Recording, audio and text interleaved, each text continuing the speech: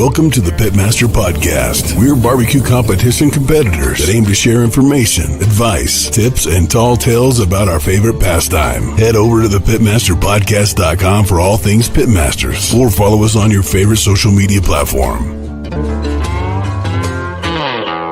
And now, here are the hosts of the Pitmaster Podcast, the two-time grand champion, SCA World Champion finalist, and barbecue specialist of Smoke Ain't No Joke Barbecue, the Anthony Lujan, and the 24-time grand and reserve grand champion, reserve world grand champion, Windover High Roller champion, and the founder of Pitmaster Barbecue Supply Company stores in Utah, the old man himself from Big Johnson's Barbecue, Jesse Johnson. This is Greg Rempe from the Barbecue Central Show, and you are listening to the Pitmasters Podcast, and they are doing it live. We'll do it live. That's right, Bill. I just said that. They're going to do it live. We'll do it live. Yes, live. They're going to do it live. What's up, Pitmasters? Live on a Tuesday night. How are you, Jesse? Good, man. How are you doing? Good. It's good to have you back. We missed you last week, but it was a good reason. So, yeah, my grandson became a teenager last week, so we had a little party for him. And he unfortunately is a Ravens fan.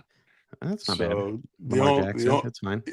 Well, the only real Raven that I dig was Ray Lewis. So yeah. I got him a really nice Ray Lewis jersey, and he was ecstatic. So what about Steve Smith running down the line? Coming from the University of Utah.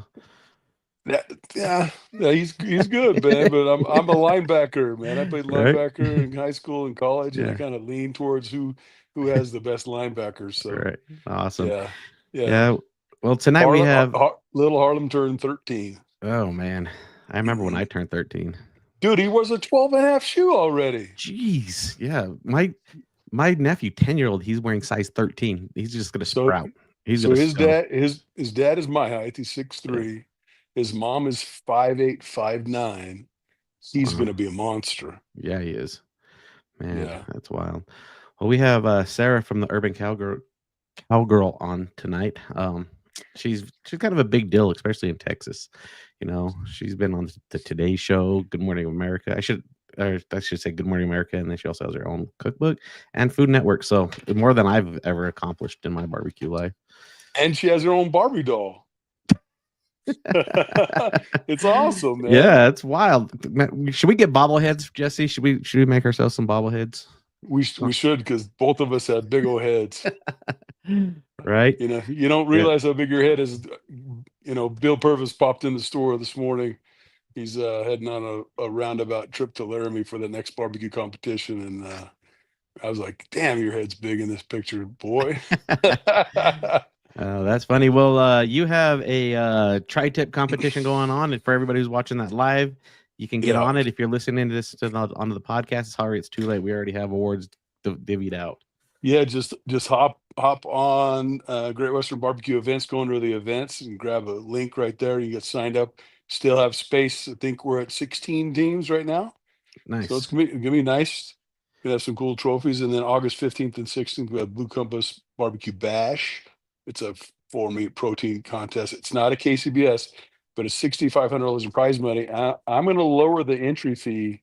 It's at $250. I'm going to lower it down to $150 to try to really fill that up. Heck yeah, that's awesome. Make it easy for some of the backyard teams to kind of step up and come and do the contest, kind of dip their toes in it, Yep, that is awesome. And then I'm going to have kind of a selfish plug here. If you are not following my social media, just know that I am doing a secondary podcast. It's not barbecue related by any means. It's called the Album Society. It is a hip hop related podcast. I'm doing it. It's called the Album Society. And when am I going to be a guest, man? So here's the deal. It's kind of it's book club oriented. We pick an album, we listen to it, we break it down. And that's pretty much it. Just because we can't listen to the music online, you'll get shut down for copyrights and all that. Copyright infringement's like a mug. Yep. So we're pretty much like a book club talking about, hip hop albums. The last album we did Ice Cube Lethal Injection album. So that's available to listen to on YouTube now. So back when ZHT got bought, we were in the same building with K-Bear, and then we got bought by I lost his name. The last song I played on the air before we got bought was Ice Cube Bop Gun. Yes, we talked about that album last night. Yeah. Yeah. So if you guys Yeah. want to watch that, it's available on YouTube and YouTube only. So, but That'd yeah, be cool. yeah, it's fun. So we had a barbecue contest this last weekend. Yes, we did. Blaze of 47. I chose to go shoot tack with my nephew and my wife and Yes. make a long weekend of it. It was awesome. Way too much Yeah. hiking because I wasn't in shape for it. We did Friday was our first day, 17,000 steps. And the hiking was brutal on that course. It was the lacrosse. And then we did Leopold the next day. That was, I think it was 14,000. Then we did Jack Links on Sunday, 25 targets. It was just me and my wife for half of it. I shot 50 arrows that day. Wow. Only lost 6. That's good. And you had shots up to 100 yards. So Yeah. and the wind started kicking up, man.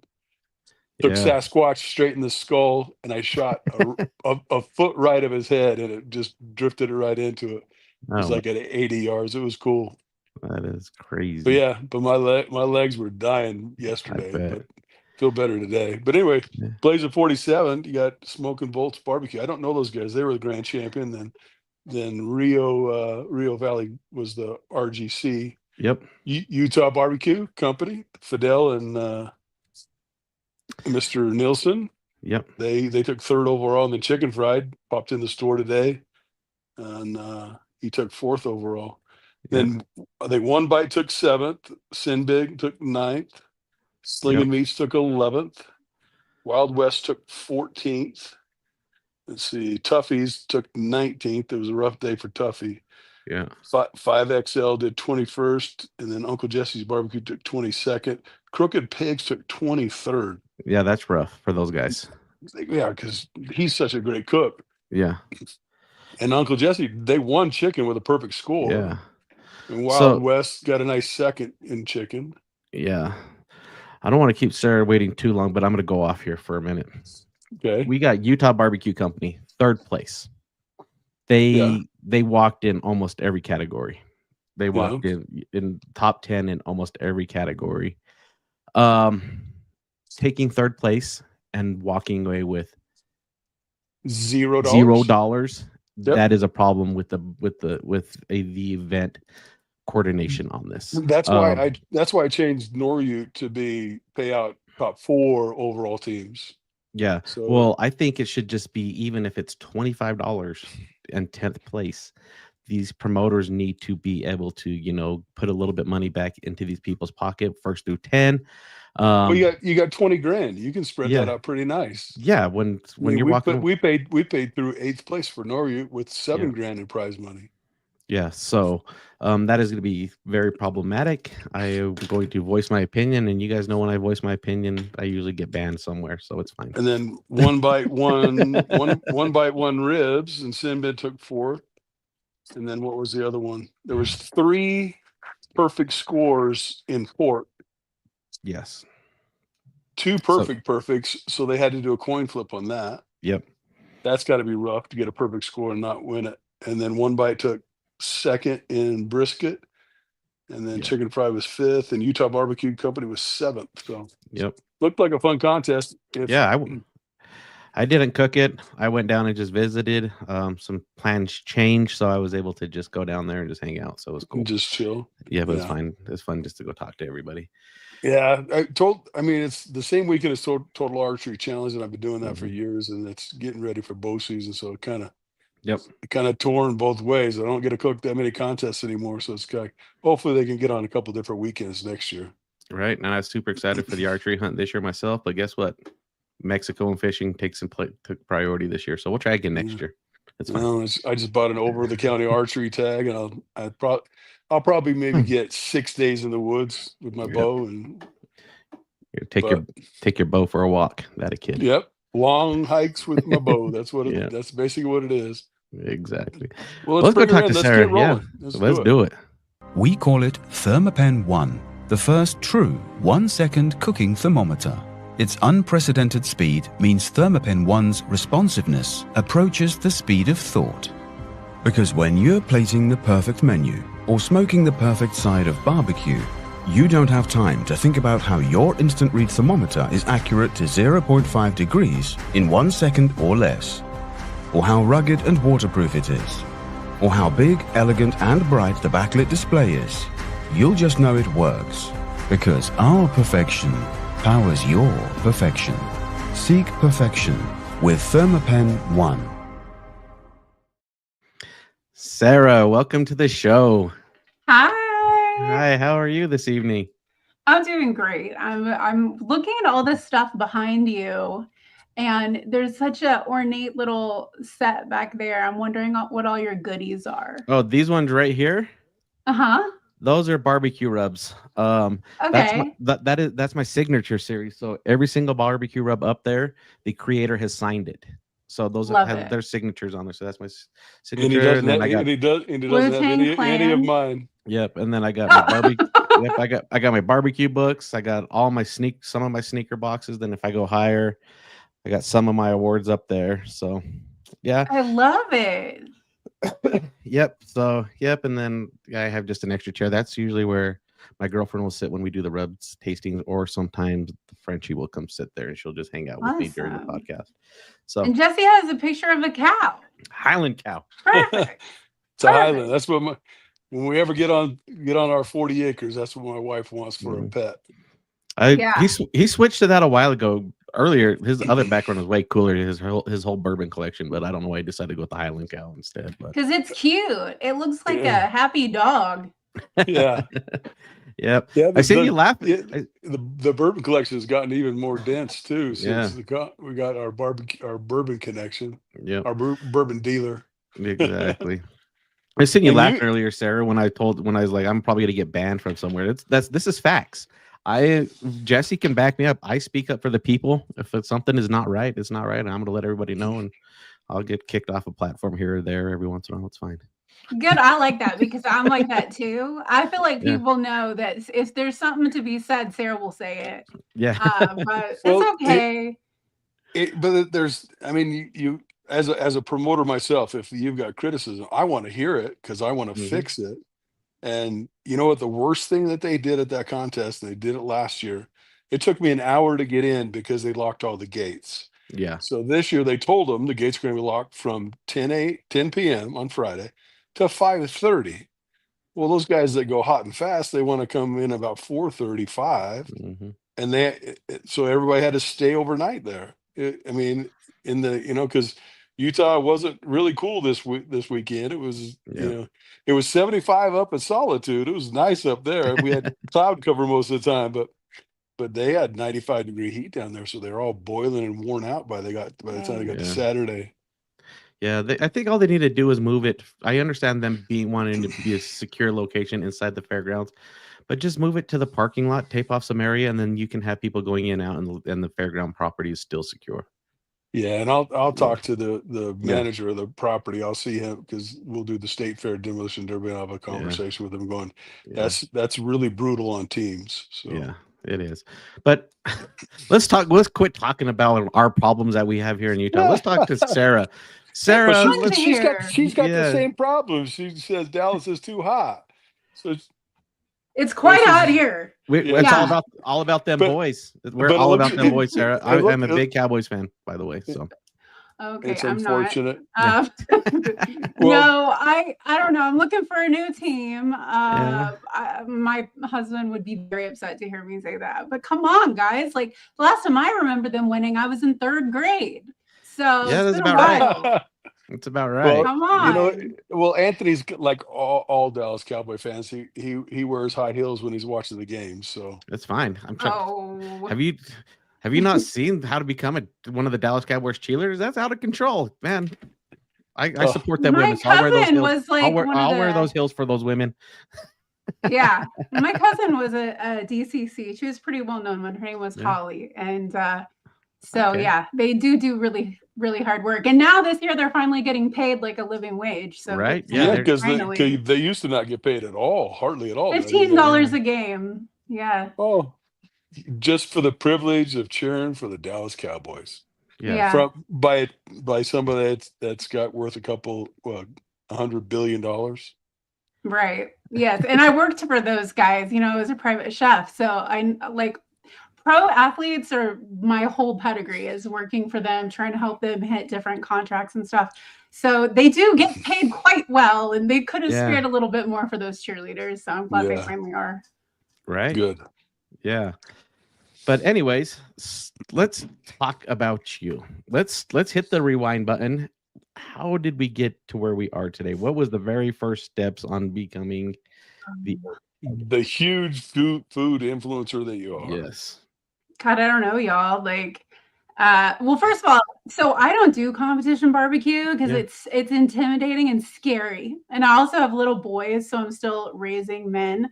But one of my memories, I grew up in a city called Colleyville, and there was this huge event called the Colleyville Barbecue every year. Now, I don't know how serious it is, so I don't know if it's like doing what you guys do, but we used to ride through there with our bicycles, and it was my favorite time of the year because the entire neighborhood smelled like barbecue for like 5 days. So I feel like I, was brainwashed at a young age to want to know what was going on in those pits, And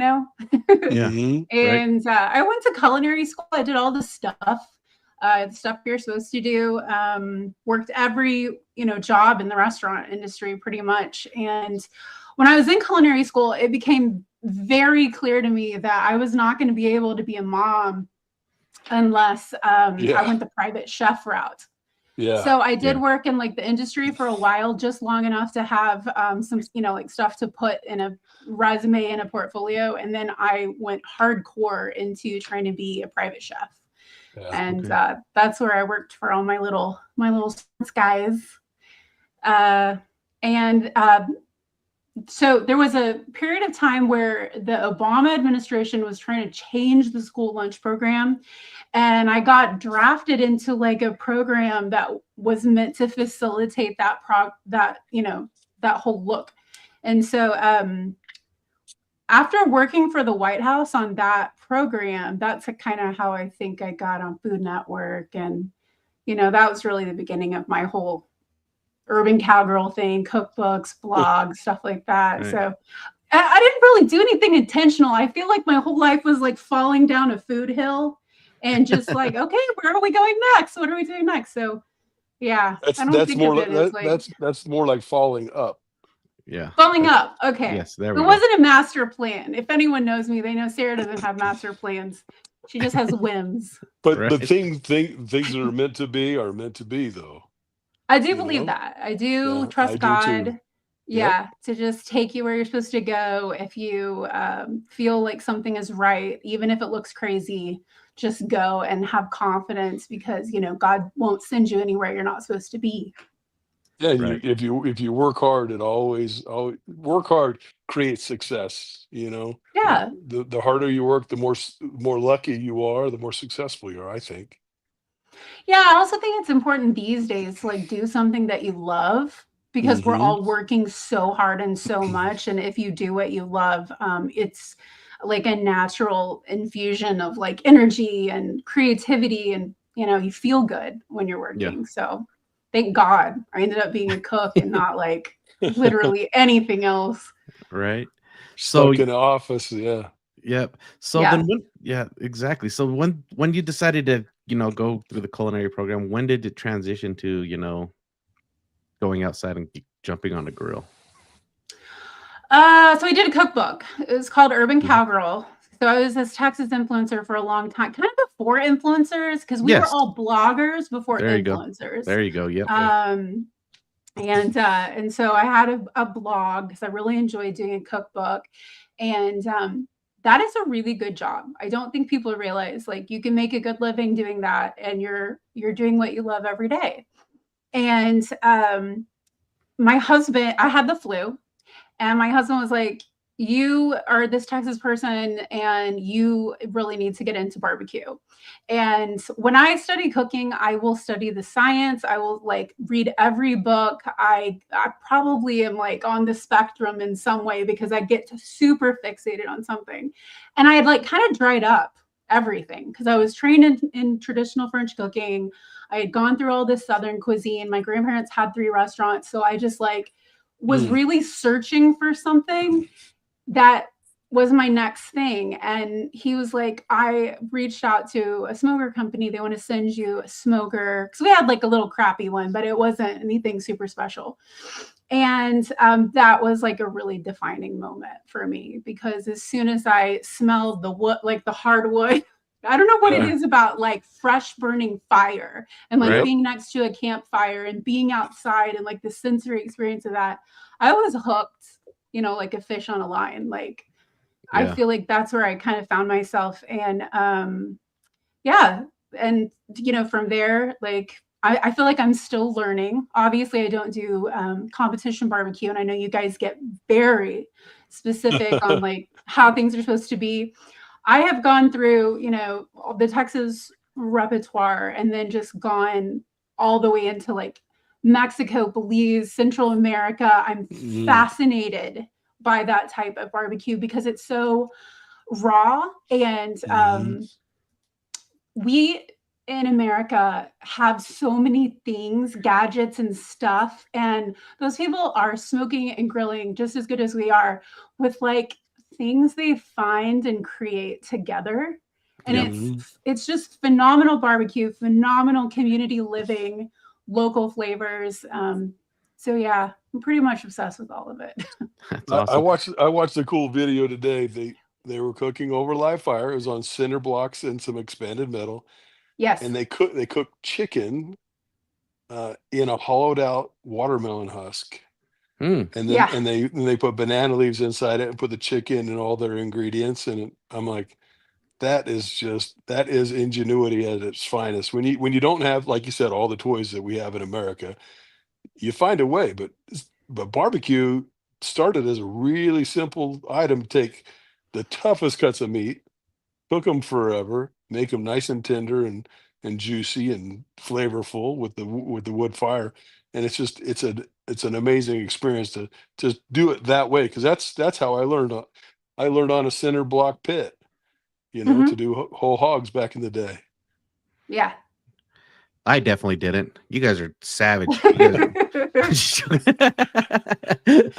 I had the fancy equipment. But yeah, well, like, both is good, you know, but it's fun to go down there and it's very humbling to, you know, like we went to San Pedro and half the island is, you know, in poverty and half the island is these, you know, resorts. And you drive around everywhere on a golf cart and I'm on my golf cart. And I smell that scent, you know, that like somebody's got a charcoal or some, you know, wood going.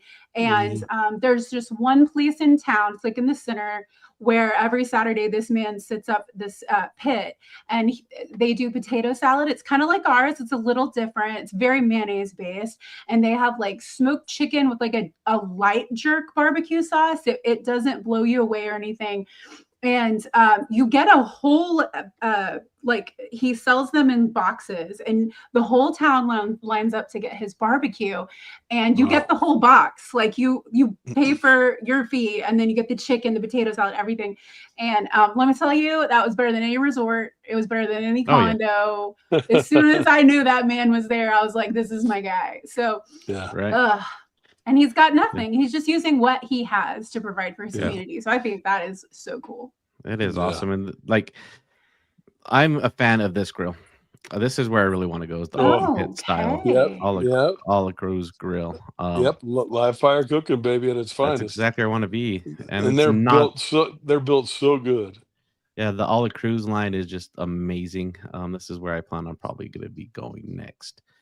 I know I was just talking shit about all the fancy grills, but this is all live fire cooking. That looks like Alpha Goalie all over again, right? Yeah, exactly. He cooks on that stuff all the time.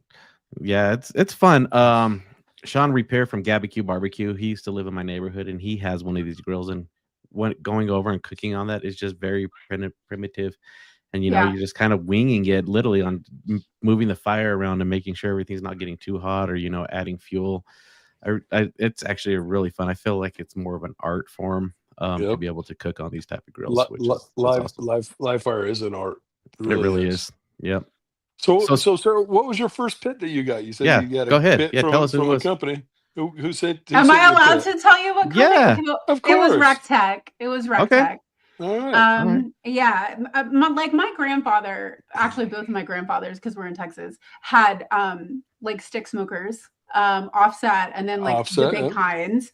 And then he had a tall one also, which I don't feel like works as well. So I had cooked on those, but once you have babies, because I had like little babies, that goes out the window. And I think Yep. that's why like some people will give me crap for using a pellet smoker. And I'm like, hey, like when you have 3 little kids hanging off your legs, like come talk to me. Okay. About Right. it. Exactly. But I loved I still have it. I love RecTech. So that was my first kind of experience back into barbecue that I could like reasonably do and still be a mom and work and all these things I do. So I do love RecTech. They have a special place in my heart. And do you have other grills on your patio? Yes, I do. I just got something Ninja. I have some stuff by Camp Chef. Got a Blackstone, talking to Weber right now. So I usually use like, obviously I could get some of the more fancier stuff, but I feel like a lot of my audience is moms. And then also people kind of like dipping their toe into it, trying to learn more. I like to be like the ambassador, like the welcome center. Welcome to the community. Come on in. Yeah. You know, Come on in. Yeah. some people are never going to get go further than that. And that's just, I don't know. I just feel like that's my place to serve, I guess. But I am going to get some good stuff when the kids get a little older. Yeah. But you're teaching, and that's kind of one of the, I think it's one of the most noble professions out there. And that's in our stores, I preach to our guys. Okay, we're not here to sell anything. We're here to help people make better barbecue and teach them to make better barbecue. And if you stick to that mantra, it's so fulfilling that way. And that sounds like that's exactly what you're doing. So keep going. Exactly. Yeah. And then I love what you women are doing for the community. You're bringing more people into it. You're bringing those stay-at-home moms into it. You're doing a great job. Kara from Scales and Taylor, she's doing a fantastic job. And then always Susie Bullock from Hey Girl Hey. Yeah, I know both of them. I've known Susie for years because when you go the TV route, we have to talk to each other to make sure, like, it was the beginning of that sort of time. And so we would have conversations kind of like telling each other what to expect, what pitfalls to avoid. This is like the beginning of food reality television, like 2014, pretty much. Yeah. So I love Susie. Yeah. And I just love, that you guys are bringing it in, simplifying it for, stay-at-home moms. Hey, don't be scared to go turn on the grill.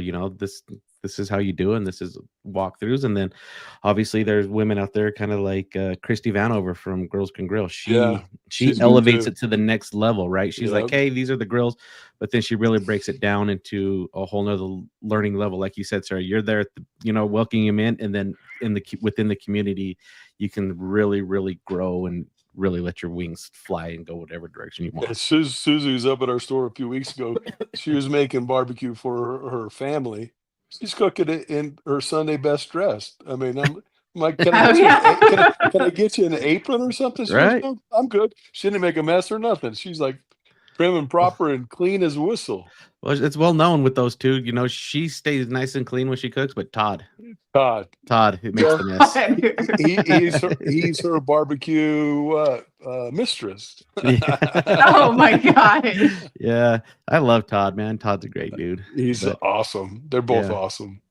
So Sarah, I'm going through your website. Speaking of introductions into cooking recipes and everything, you have 4 taglines on the top of your grill on your website. We have recipes, brisket school, about, and shop my kitchen.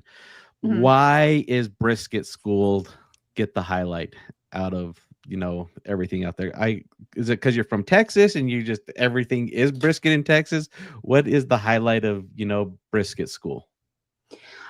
So I think there's 2 answers to that. The first one is I'm fascinated by brisket. And the second one is our audience strongly responds to it. I mean, like violently, strongly, aggressively responds to everything we do in brisket.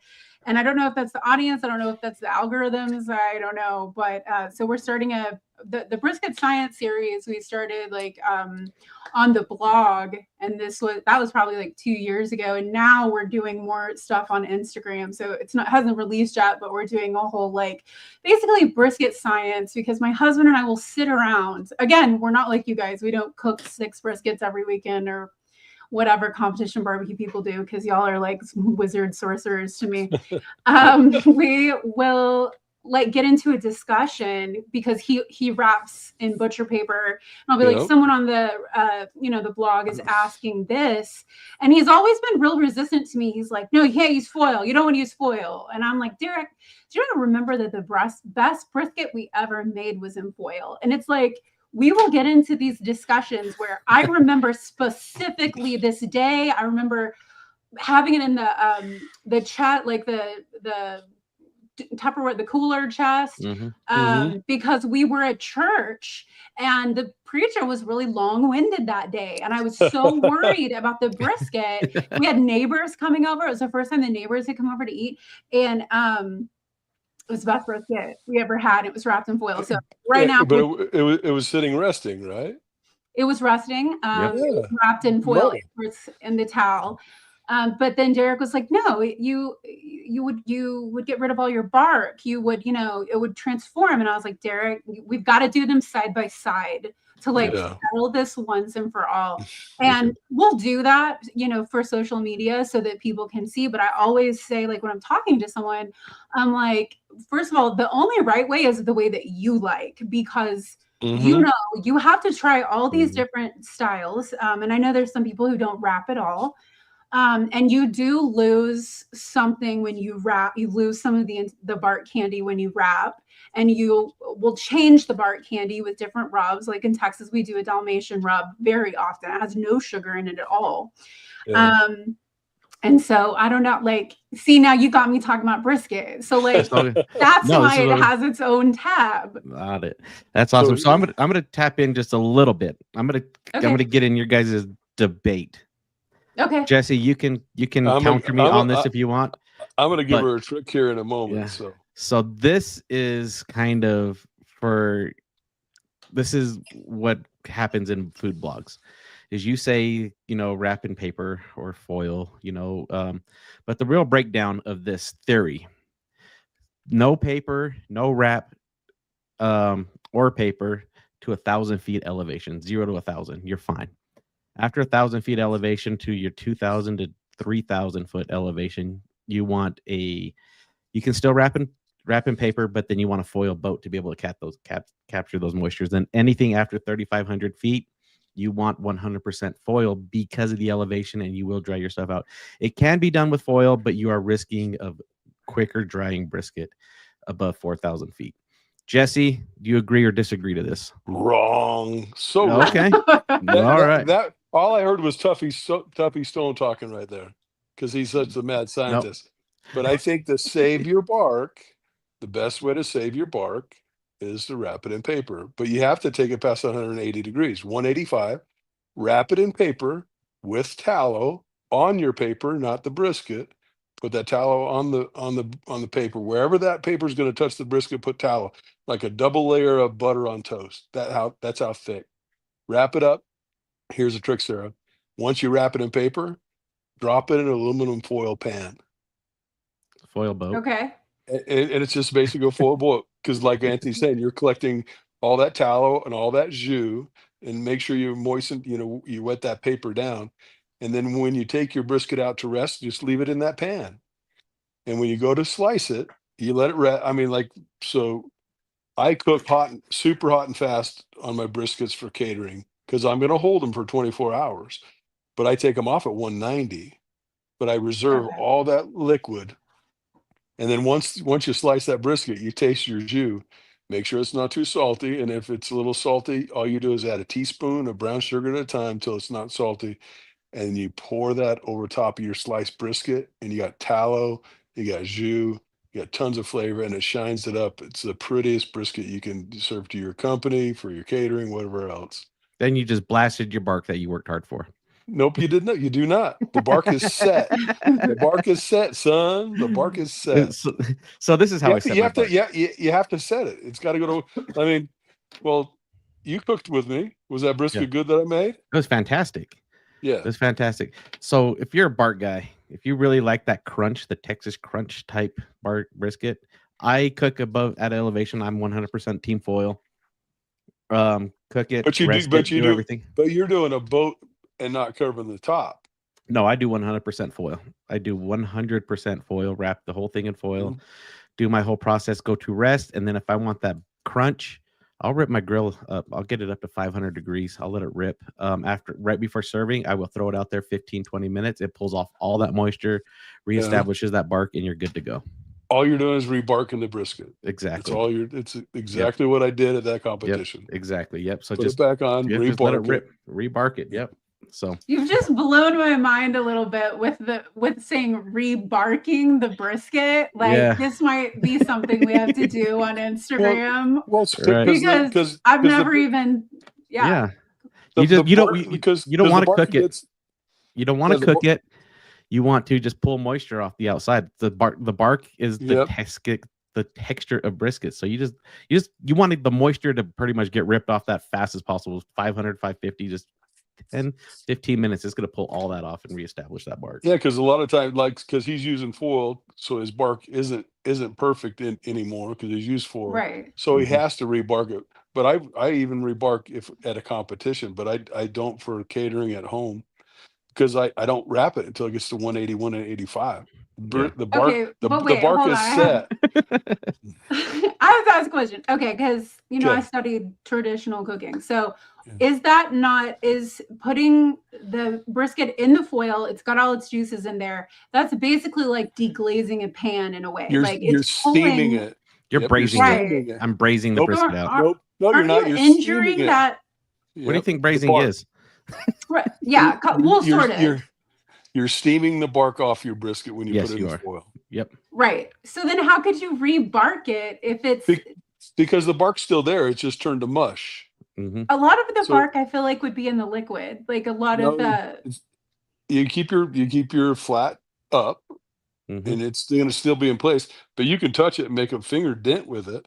That's why he's putting it back on and drying it back out. Yeah. Yeah. This is blowing my mind right now. This is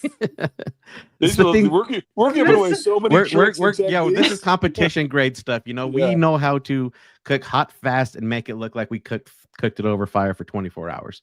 We've just figured out what we need to do. And we're cooking briskets in 6 hours. Yeah, we're cooking briskets in 6 hours. Yeah. How are you cooking? Like, is that I've done a hot and fast brisket before. Yeah, but we've separated it, so we take the flat and the point apart. Okay, so we're cooking them separate, and then you take your point and you pound it down till it's the same thickness. So you get, because normally in a point you've got a high point and a low point. You take off any thin pieces off of it and then pound it down so you have a 1.5 inch thickness, and it's this great big square of point. And when you're going hot and fast, you just keep flipping it every half hour. This is fascinating. Okay. I have a feeling that the stuff that you guys smoke on, and you're probably getting all like Black Angus Prime or Wagyu, or like what is done in competition barbecue. Most of us are cooking Snake River Farms. Snake River Farms. Golds or blacks. Golds are preferable, but you can get blacks locally here at Harmon's. So yeah. Okay. No, I would be fascinated. I feel like now this is like a total different arena, like doors just swung open that I've never been in before. It's almost like somebody's done this for video with ThermoWorks. So. Okay, there we go. There you go, Sarah. There's a video on how to get that done. That is fascinating. So there's an example of splitting the brisket. We take the flat out. Okay, I've split one before. I've never pounded it down though. Oh, that's just me wiping it. That's just wiping it, making it look nice. Okay.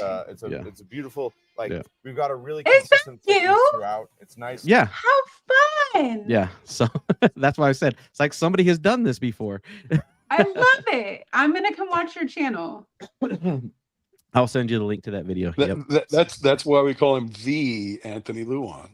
I thought it was because you guys were big winners, big trophy guys. I've spent some time in front of the camera, Sarah. Like, I've been on some local TV shows and done some videos, and so So you know the hell that it is. I just pretend it's really cool and easy and fun and everybody should do it when really it's a pain in the ass. Yeah, it's a lot of work. It's a lot of work to look like it's not a lot of work. Yeah. But it doesn't have to be a lot of work. It's true. It just doesn't. I feel like barbecue. Take your brisket, take your pulled pork, take your pork, put them on your pit overnight. Set them at 180 degrees. Nothing catastrophic is going to happen at 180 degrees. And when you wake up in the morning, you bump it to 275 and finish up your process then. You're at 120, 140 degrees in those products by the time you get up in the morning. And when you're cooking pulled pork, cook it in a pan from the giddy up. Fat cap down, because you're not going to make bark through that fat cap. You're going to get bark on your other 5 sides. And here's Anthony's little trick. Once that jus and the tallow and the pork butts get past the fat cap, what are you doing at that point in time, Anthony? You're braising. Yep. You're smoking and braising at the same time. You'll never have dry pork. Right. So this is how easy barbecue is. I hate to say this because people are like, I'm really struggling. It's really hard. There are 4 steps to barbecue. 1, you got to spend time trimming it. You have to see. You have to envision your end result trimming. It doesn't matter what it is, tri-tip to pork butt to brisket. You spend time trimming it. That's going to influence your final result. Step 2, we're cooking to color. I know this is coming from the guy that everything's about temperature, but really you want to cook to color. Once you get the color you achieve, then you're going to wrap. Then you're going to worry about your temperature. You want to monitor your temperatures. Yeah. After you hit your desired temperature, you finish your cookout, and then you slice it for presentation. So trim, color, temperature, presentation. I feel like that's how easy barbecue is. Now, mastering it and learning what to look for is kind of the difficult part. Yeah, Tommy Brown always said, T from Q for you barbecue. He got me started in competition barbecue. He said, pretty going on the pit, pretty coming off the pit. Exactly. Sarah, what do you think? Are we? She's getting fed. She's getting a fire hose when it comes to this stuff. No, I love it. I'm going to rewatch this. Now I have more ideas to tell my husband about. Because we're also in competition too, who can make the best. But no, I feel like a lot of those things that you're talking about, it's easy when you're mastered looking back, but whenever you're in the back looking forward, it's true. Like it doesn't matter if I'm teaching like in Cajun cooking, like the roux, or in Tex-Mex cooking, there's kind of some similar steps. Make that dark roux. Yeah, it's like once you know how to do it, you're just looking for color, but then you have to teach that to beginners in a way that they don't feel like they're going to have an anxiety attack. Yeah, exactly. Yeah, and we teach people every day in the store to make brisket. They're scared to death. Yep. And I just go, here, text me and I'll text you the cooking technique. Follow it to a T and you'll be just fine. And people make great briskets their first time out, because I tell you what, my first probably 8 briskets I ever cooked, I could pull a trailer with my dually. They were so tough, they were inedible. So I made bad barbecue. So I have before. Make it easy for people to start out and make good barbecue. Yeah.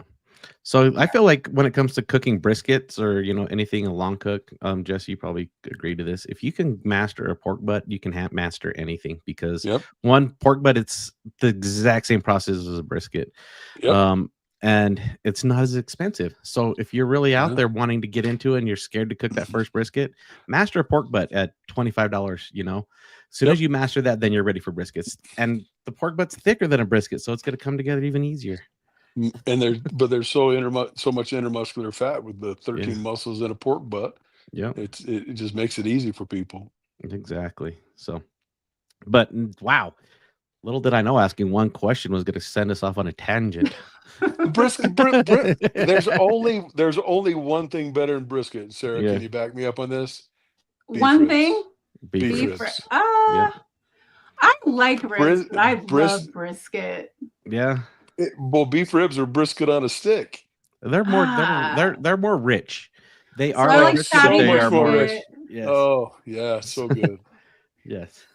are delicious. Maybe it's my beef rib approach. Maybe I should be exposed to more barbecue, rather than just what I make in my kitchen and a couple of friends. So tell us your approach. What do you do on your beef ribs? Probably we have 2 or 3 different beef rubs that I use on Urban Cowgirl. We'll go see if our so we have a bunch of stuff that I've done just for brisket, and I usually have all of those containers sitting around because we're building stuff for the blog so often. So I would probably use that rub, and then I have not a spray because I could never get my brisket mop to come through a spray because it always gets clogged. So I've got a mop, and then if I spray, I just use apple cider. So I mean that's about it. It's about as basic as you can get. Try sprayed beef tallow. Okay, I've had so many tallow companies DM me, and I'm like, okay, I'm not sure if this is a product that I can get the common man to use. So that's always my barrier. Is but you had Cornhuskers tallow on your Facebook page. Didn't you have Cornhuskers on there? I thought I saw a picture of tallow from Cornhuskers on your Facebook page. I don't think so, unless it was an ad. No, I mean I've been wanting. Image. Was it when I talked about lard, tallow, and oil? Because I'm really passionate about people not using seed oils. Blah, okay, right? Yeah, good for you. We're with you. That was there. That was in our studio, and I was really trying to, promote. They were teaching us these things in culinary school in 2009, and it's profound to me that we still don't have better food laws, but. Some of, working in this space is educating people on the fact that, they told everybody saturated fat was bad, but that's, I'm not a doctor, but that's not. It was funded by that study was funded by the sugar industry in the 60s. Right. It's complete horse crap. Yeah. So I did have that tallow. You're right. I remember that. So because beef tallow, because before they came out with a spray, instead of spritzing with apple cider vinegar and apple juice mixture, I was using duck fat for a long time.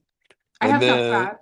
And then they came out with I think South Chicago company came out with their spray Wagyu tallow first, and then Cornhuskers did too.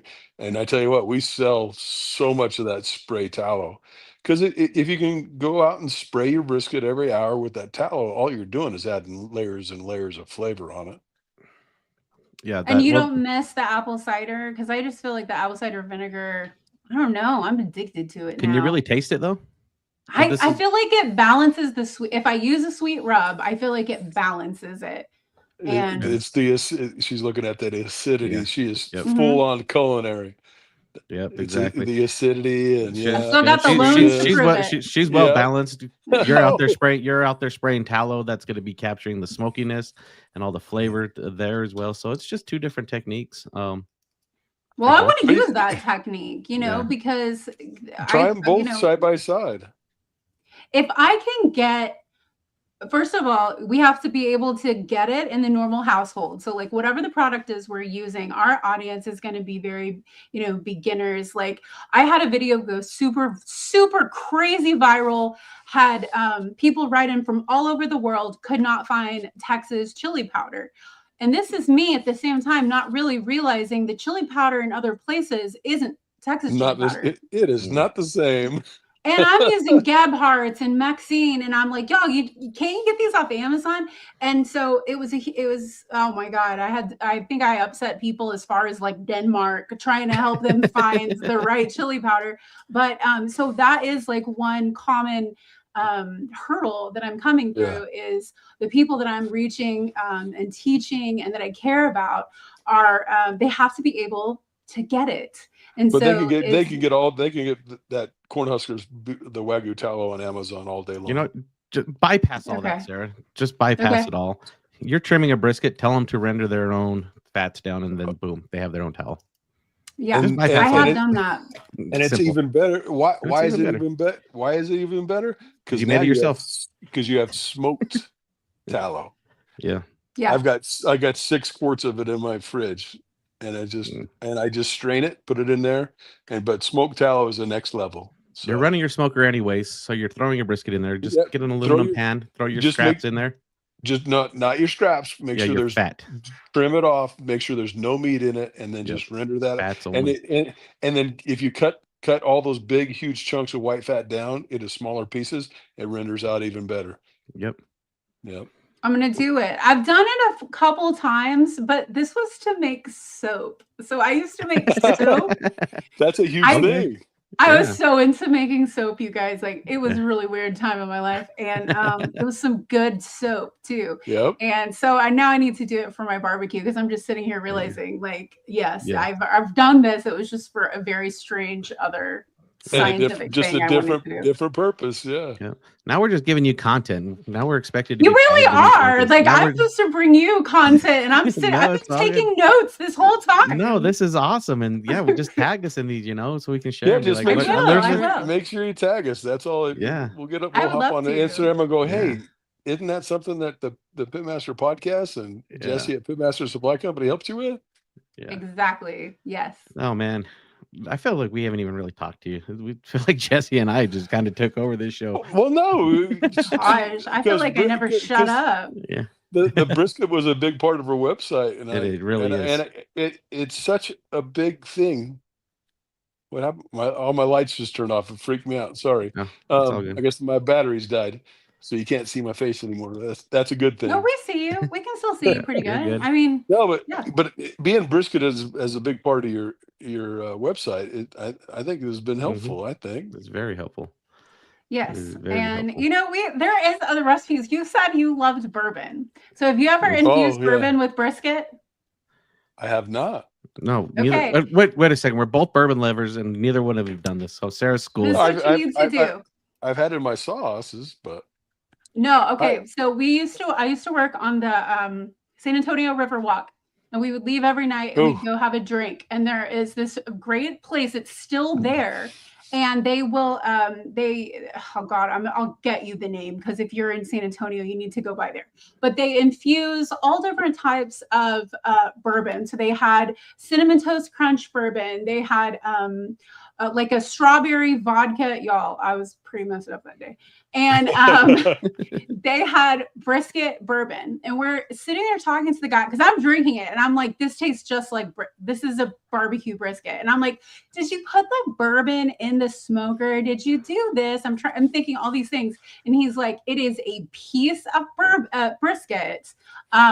And it is submerged in the bourbon. You can leave it out on the countertop, and we just leave it for a day, and then we remove the brisket and filter it, and that's how it works.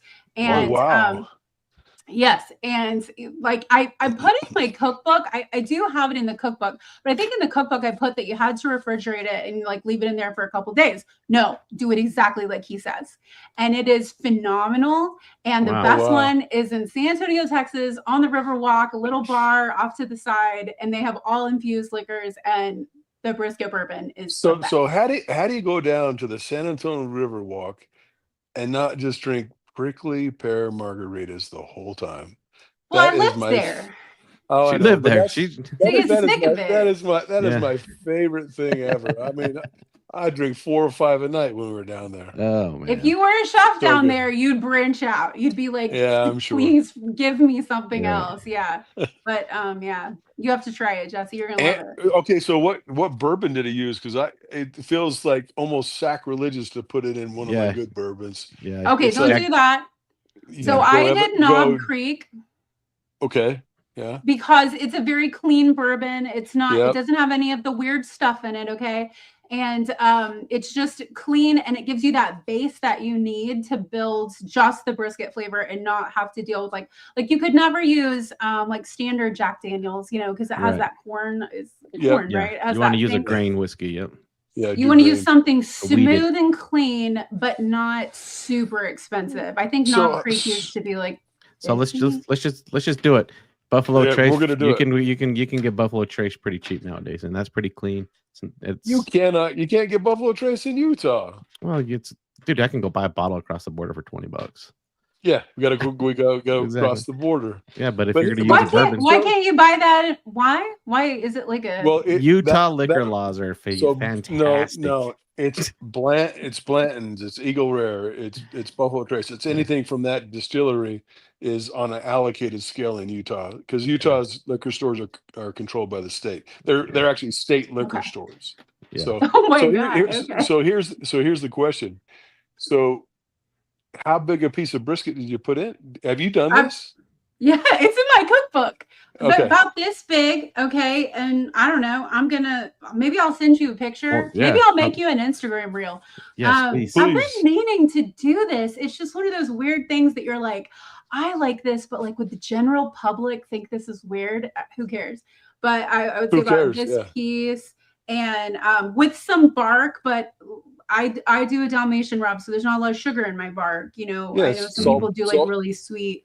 Salt, pepper, onion, and garlic. It's Texas. Yes, and you know, nothing too salty. Like if the bark is super salty that day, maybe, I don't know, just find a place on the brisket that's more of a thin bark. But it doesn't really get salty. It just infuses the whole thing. It smells like you're drinking a smoked brisket. It is wild. I don't even have any knob creep. I'm when we get off of here, I'm headed a liquor store to the bow range. Right. Yeah. And I gotta make a brisket at the store this week. Yeah. Yeah. You gotta tag me and you gotta let me know. Like they have it. You might be able to still find pictures of this online, but there's bars in Austin that have their bourbon in like containers with the brisket in it, right on the bar top, and it's just kind of there as like a decoration. But like this is a common thing in the Austin and San Antonio area. Holy cow! Yeah, must try. All right. Yeah, game on. We will do that. But before we let you go, Sarah, one thing I just have to ask. Okay, what is it? You're out of Texas. Okay. Texas is known for, we talked about the chili. Beans or no beans? Yes, that's true. Beans or no beans. Okay. Beans or no beans. I'm glad you asked this actually, because I study so much that it's most of the time it's just a misunderstanding, and this is another misunderstanding. Okay. And I think like people hop onto ideas because they want to immediately show that they're part of the community. So the reason that Texans don't believe that beans go in chili is because our chili is a slow braised, not ground beef. It's almost like a beef bourguignon. So you're working so hard to keep it clean, clear, high gelatin, high collagen. You would never want to put beans in that, because you've worked so hard for the clarity and the richness. And with beans, see, we have beans on the same tier as beef and steak in Texas. So putting them together doesn't have the beans on the pedestal that they should be, or the braised meat, the Texas style chili. But when it comes to ground beef chili, everybody in Texas does that. I know, because I was a personal chef and I'm in people's homes. You know, I've cooked for the biggest athletes you can imagine. Eva Longoria, Tony Parker, Tyler Sagan. Of course, he's Canadian, but we love him anyway. Like all of these families, make ground beef chili, and of course you put beans in it. But if you make like a very traditional, like you can use chuck, but I like to use brisket too. And you braise that with Texas chili powder, very minimal tomatoes. Like I think someone would have a heart attack if you just walked up and added beans to it, because just think, would you put beans in beef bourguignon? Absolutely not. Or coq au vin? No way. So here's a question: Have you ever smoked a brisket and then braised it into your chili? Yes. So like one of like my first like massively viral video where I had, again, communicating with people in like Australia, New Zealand, Denmark. So that went viral, and it was brisket chili. And a lot of people, and I use just the brisket because I love what brisket does in chili. It breaks down a lot of the barbecue. I'm friends with all the barbecue restaurant owners here, and that is something that they do with, scraps or leftover, just a way. Exactly. It's a way to repurpose their leftovers. Exactly. And so so people started to ask, like, can you use this with smoked brisket? And I was like, I think so. Let's try. And we did, and it was phenomenal. It's just, it's like, it's the ultimate fall dish. I put a little bit of Mexican cinnamon in it, and it just like gives me joy. So try that this fall. Love it. Coming up on love it. Yeah. Well, cool, Sarah. Well, thank you so much for hanging out with us. This is not going to be the first time you're going to be on the show. We just have so much still to cover. We even talked about the book. Send us the books, and then we'll talk. We'll get more depth, more in depth with the recipes and stuff. And then we'll get you back on and talk about the book, and we'll go through the book. How's that sound? Because I want to hear more about the Southern recipes from her grandmother's restaurant. Because my mom had 3 restaurants, so she had one in Picayune, Mississippi. And then she had 2, and then she moved up here to Utah. So I learned all my recipes from my mama. Yeah. Well, I'm going to be driving through Utah. I don't want to give too much away, but I'll be. I almost spoiled it for you. Yeah. Don't tell. I'll be driving through, and maybe I'll bring you a book. You're in Utah, so I can drop you off a book, right? Yeah. Yep.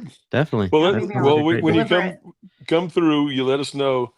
Let's go, Anthony. You got to get off work. I'll have Gary come work, and let's all go down to Les's. Yeah, get some oxtail. I still have not had his food yet. Yeah, cool. So sounds like a plan. You down there? I would absolutely love to. Yeah, you need to let me follow you around. Maybe the reason that I'm so intimidated by competition barbecue is like I haven't really been around it since I was a little girl on a bicycle. Like I said. Right. So maybe if I was there as Chef Sarah, taking notes and looking, and it wouldn't be as scary. All you have to do is come be our barbecue mistress at a competition because of your skills already. Just if you can cook, you can cook. Barbecue is just another way of doing it. So that's the thing. It's like my very first competition, I was reserve grand champion, and I was so disappointed in my food. I said, I serve my family better food than I do in my backyard than I turned in today. Yep. So can I ask you one question? Because like I think one of the reasons I've never really I've bought some of the products for competition barbecue, and they were really sweet, and they were really, I just thought like I could not sit here and eat a platter of this. So is it different, the stuff that you prepare for your family versus like what you're going to prepare for judges? Always. Oh yeah, because we only got you're only getting one bite. Yeah, it's one bite barbecue. Yeah. So that one bite has to be infused. And my brisket isn't sweet. My pork isn't sweet. It's got a sweet tinge to it. Brisket and then pork ribs are the same way. They're sweet to start, and then my recipe there's a little bit of lingering heat that shows up about 8-10 seconds later. They go, oh, a little bit of spice, but it's not boiling their face off. Yep. Interesting. Yeah.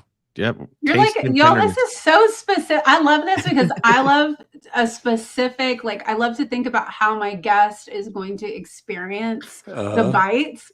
And I just didn't know that there was so much that in competition barbecue. So that's like fascinating. Well, we just released a new rub. We call it the 3-2-1 rub, and it's based off of my Southern Savory pork rub. And we added some cherry flavoring into it. So you don't taste the cherry in the very beginning. It sneaks up to you about 8 seconds in, but that cherry really lingers. We made 250 pounds of it and sold it out in 3 weeks. I want some now. You guys send me your website. I'll have some for you when you come through. Okay. We'll send you with a gift. You send you home with a gift pack. Should have gave it because he's chicken. I said chicken fried with a bunch of stuff, and then he's down in Houston. So yeah, it's pretty far from Dallas. Yeah, but I used to live there. Too hot, too muggy for me. Yeah, it's hot up here too. Yeah, it's sorry. Yeah, it's all good. It's 97 currently, and it's 8 p.m. So it's warm. 87, sorry. But it's not 98% humidity. True. It's a dry heat. A dry heat. Yeah.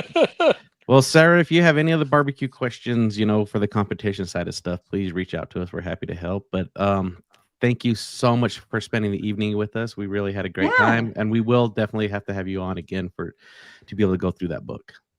Sure, I'd love to. Yeah. Crystal just texted me, and she said, we have your address. we're going to send you a care package.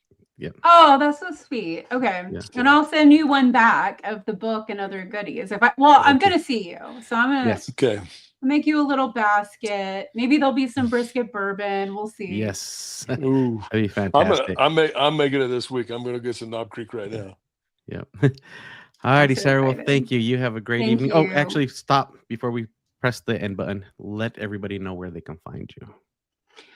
So I'm Urban Cowgirl. Like if you type in Urban Cowgirl, it's gonna come up. It's like a whole thing on like being a modern Texan.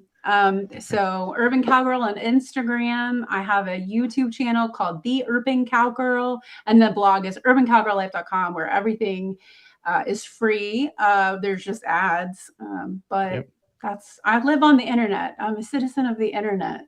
Perfect. Well, You're a product of the internet. Yeah. All righty. Well, thank you and have a great evening. Thanks, guys. Bye. Thanks, Sarah. See ya.